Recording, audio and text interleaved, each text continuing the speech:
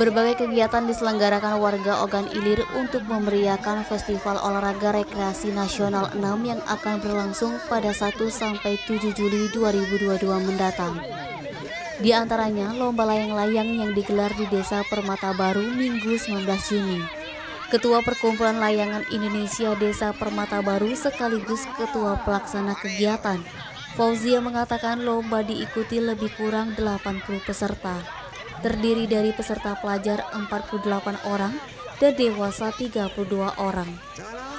Cabang layang-layang pada Fornas 6 akan diselenggarakan di lapangan Kompleks Perkantoran Terpadu Tanjung Senai Indralaya Ogan Ilir.